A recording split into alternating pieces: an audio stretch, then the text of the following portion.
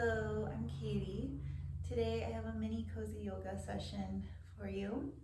I hope this is something that you can fit into even the busiest of days and might help you find a little reset in your day. Before we begin, if you have a cushion, a folded blanket, and wall space available, we'll be using those today. If not, that's fine. There are other options. Let's begin on all fours for tabletop position, Varmanasana. Hips above knees, shoulders above wrists. As we warm up with cat-cow, inhale, releasing the belly down, tailbone and crown of the head toward the sky. Exhale, reverse it, arching the back toward the sky, tailbone and crown of the head up toward the earth. Do this following your breath a couple more times.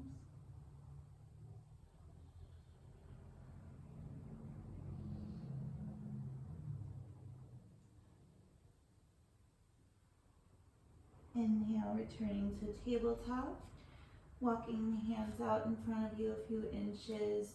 Exhale, slowly bringing your body forward and releasing it down toward the ground. We'll bring our elbows under our shoulders here, forearms parallel. Legs are going straight back from your hips here, releasing the tailbone down toward the back of the mat. Inhale as we lift our chest up and forward for Salamba Bhajangasana, Sphinx pose. Gaze might be at the tip of your nose here. Lift the belly button toward the spine and relax the shoulders down and away from the ears.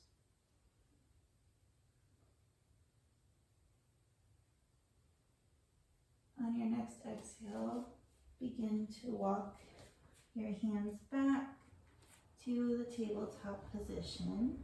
Inhale, lifting the left arm out towards your side. Exhale, thread it under the right arm. Parsva Balasana, thread the needle. And you might walk your right arm up toward the top of the mat if that's available to you. Keeping the hips aligned over the knees, spine long, and ears relaxed away from the shoulders. Inhale to unthread. Exhale, returning to tabletop. Inhale, right arm out to the side.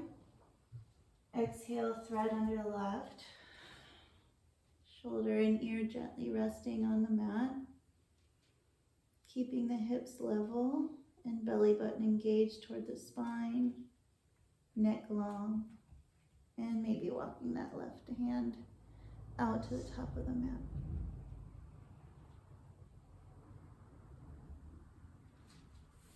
Inhale, unwind. Exhale, tabletop. For our next pose, we will be meeting at the wall or lay on your back on the mat if you don't have a wall available. This will be for Viparita Karani, or legs at the wall. I'm placing my blanket about hand's width away from the wall. If you're on your back on the mat, you might place your blanket below your lower back and hips here. I'm coming to the wall into a fetal position with my bottom up against the wall and the blanket right behind the hips here, or low back and hips. I'm going to turn and roll onto my back, legs up the wall. You might scoot your bottom a little closer to the wall here if that's available to you. If you're laying on your back on the mat, just lift your legs to a 90-degree angle. The soles of our feet are going to face up to the sky. We're going to keep our spine long and relax the shoulder blades down and away from the ears. If you have a cushion available, you might place it under your head here. Take a few deep breaths. Arms might be out to the sides. Gaze might be at your toes.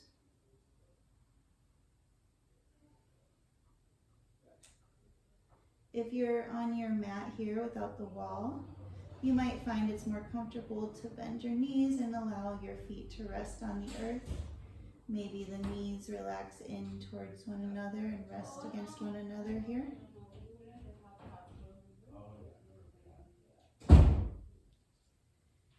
Take a deep breath, noticing any tension that might remain in your body and your mind. And exhale, releasing any leftover tension. Wherever you are, you might want to stay here for a few minutes if you're finding a nice deep relaxation. In order to exit the pose, bend your knees towards your chest and we'll roll either way into a fetal position. Inhale to lift with your heart into a seat.